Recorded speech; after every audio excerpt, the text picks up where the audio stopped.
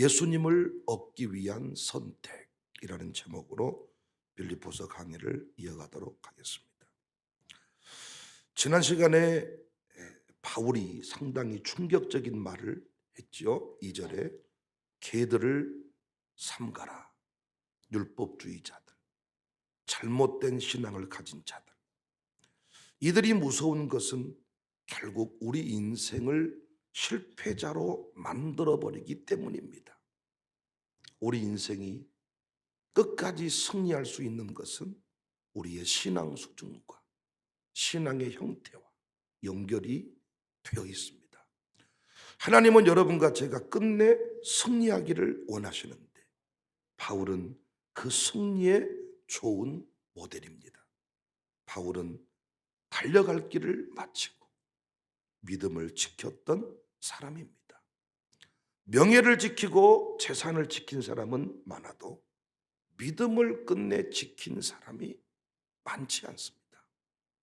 그렇다면 어떻게 바울은 개들의 길을 가지 않고 믿음을 지켰을까요? 오늘 본문에 중요한 원리가 나오는데 그것이 무엇이든지 자신에게 유익하다 싶었던 것을 다 해로 여겼다는 것입니다. 모든 것들을 다 배설물로 여겼다. 그 이유는 하나입니다.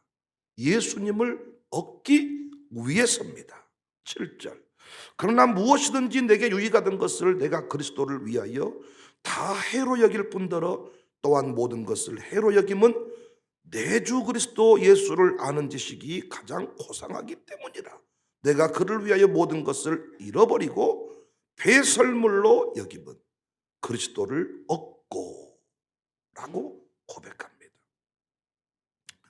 바울은 예수님 믿기 전에 엄청난 것을 가진 사람이죠.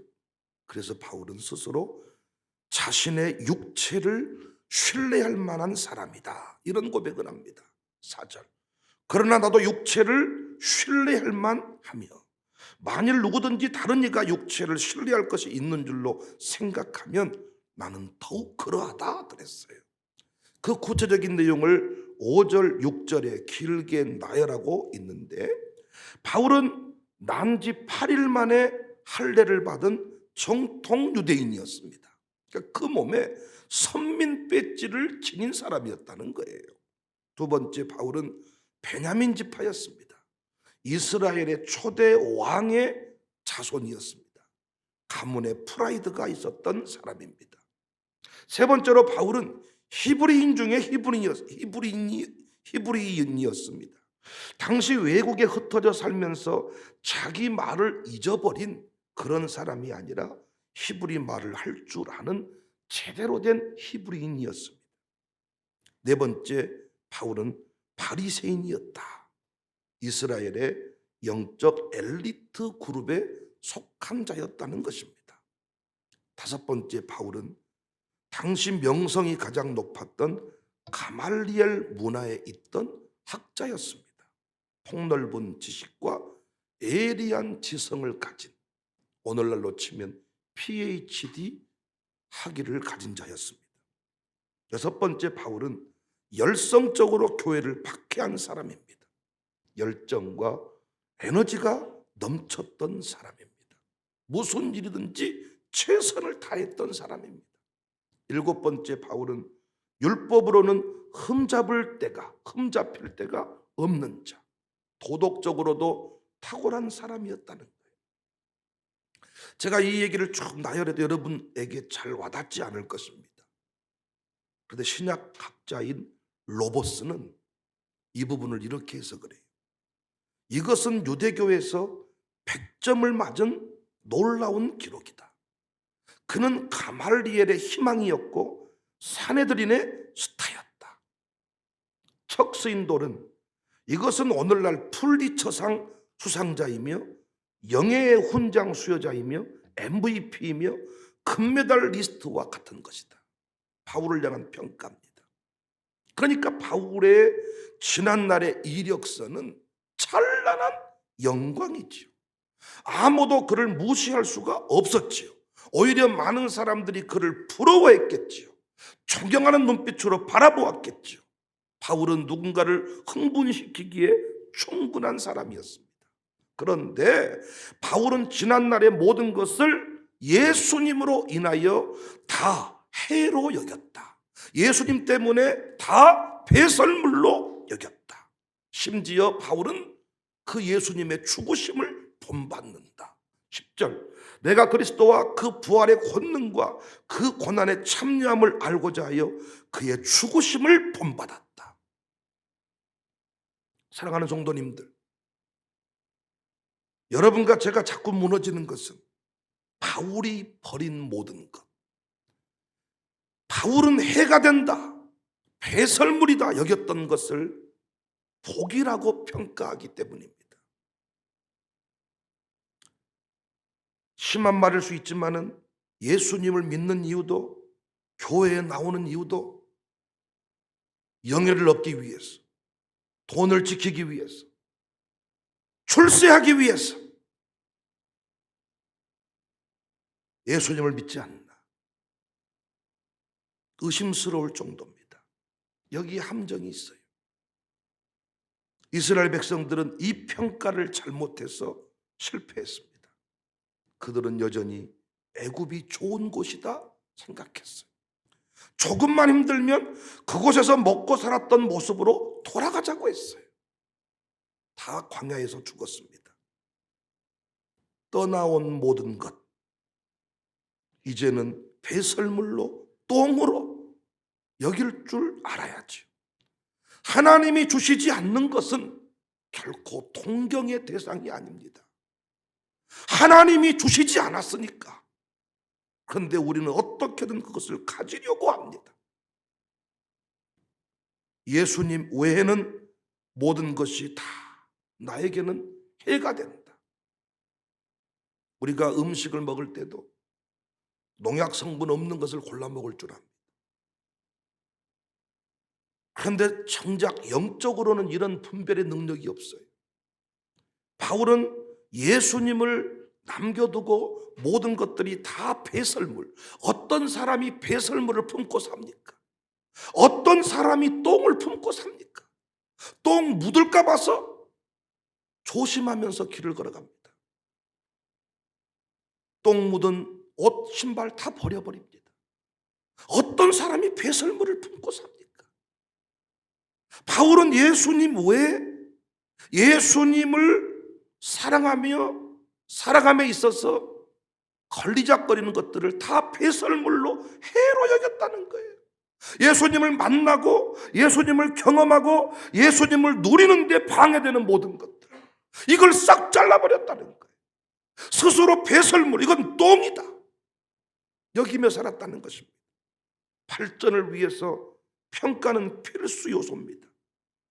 우리는 반드시 세상에 대한 분명한 평가를 내릴 수 있어야죠. 또한 세상을 대하는 나의 태도를 돌아보고 평가할 수 있어야죠. 그래야 변화하고 승리할 수 있습니다. 마귀는 지금도 세상이 영광스러운 곳이라고 말합니다. 세상의 영광을 준다 하면서 유혹하고 미혹합니다. 이단에 빠진 이유도 이런 것들 때문입니다. 따라서 우리에게 결단이 필요해요. 여러분이 지금 슬픔의 감정을 감출 수 없는데, 여러분이 어떤 황망한 사건 앞에 슬픔으로만 끝나니까 문제라고 생각합니다. 결단이 필요하죠. TV 채널만 해도 수백 개가 넘어요. 양손으로 리모컨을 들고 설쳐도 다 볼 수 없어요. 정해진 시간 안에 의미 있는 채널 한 프로그램만 선택을 해야 돼요. 그 채널을 위해서, 그 한 개를 위해서 나머지 모든 채널은 포기를 해야 된다는 것입니다. 공부를 하려면, 수험생이 공부를 선택했다면 신나게 노는 것, 이성 교제 등은 포기를 해야 공부로 승부할 수가 있는 거예요. 우리의 선택이 나쁜 것과 좋은 것의 선택이라면 비교적 쉬울 것입니다. 그런데 우리는 좋은 것, 더 좋은 것, 가장 좋은 것, 이것의 선택입니다. 이를테면 돈과 주님의 선택. 여러분, 돈이 싫으십니까? 돈 좋아하지 않는 사람이 누가 있습니까? 그런데 우리 주님은 돈과 주님 사이에 선택을 하래요. 아브라함은 하나님과 독자 이삭 사이에 선택을 하래요. 나쁜 것과 좋은 것을 택하라 그러면 누가 이걸 못 택합니까? 라면과 소고기를 택해라, 이 정도 가치라면 누가 이걸 못 택합니까? 돈과 주님 사이에 택하래. 이삭과 하나님을 택하래.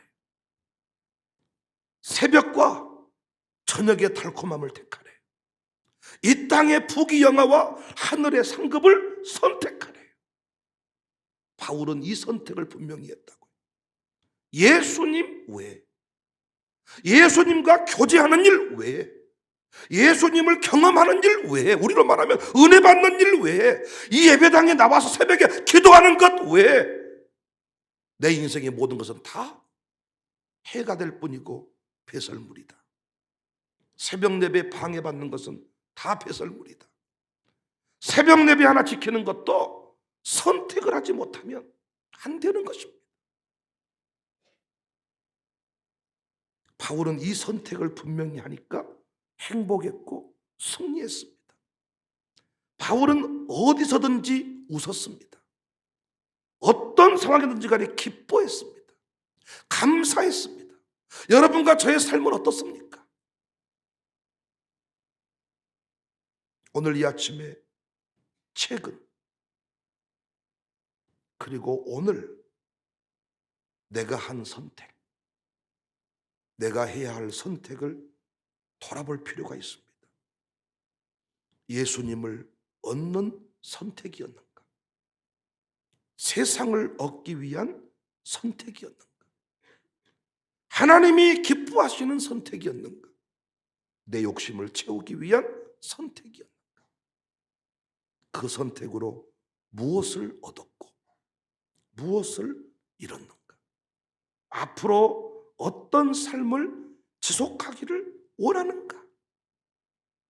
만약 바울이 예수님을 위한 선택에 몸부림을 하지 않고 그냥 살았다면 어떻게 되었을까요?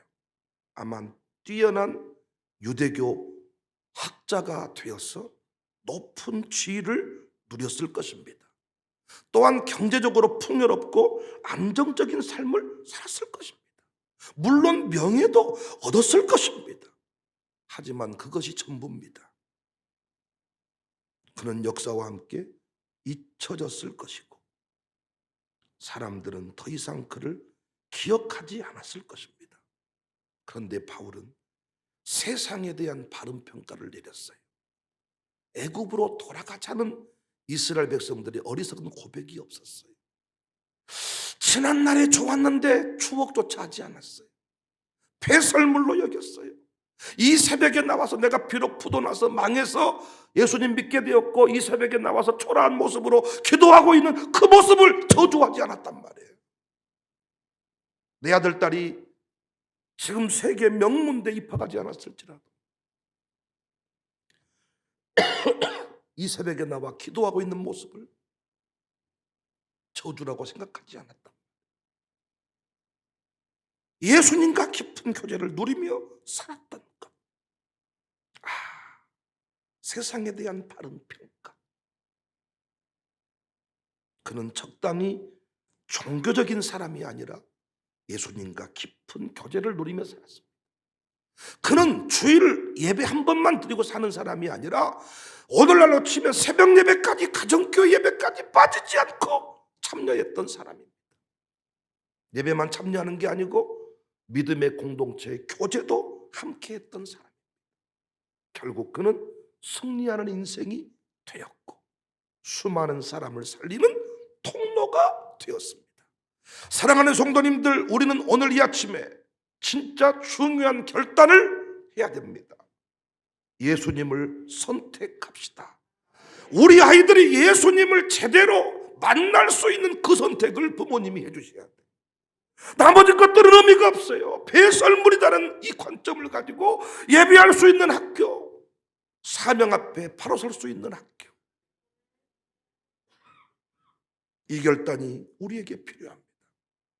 예수님을 얻기 위한 선택은, 예수님을 누리기 위한 선택은 결코 우리 인생을 초라하게 만들지 않습니다. 예수님을 얻기 위한 선택, 예수님을 누리기 위한 선택, 이 선택은 평생토록 영광이 될 것이고 후회함 없는 삶을 살게 할 것입니다. 돌아보십시오. 그리고 결단하십시오.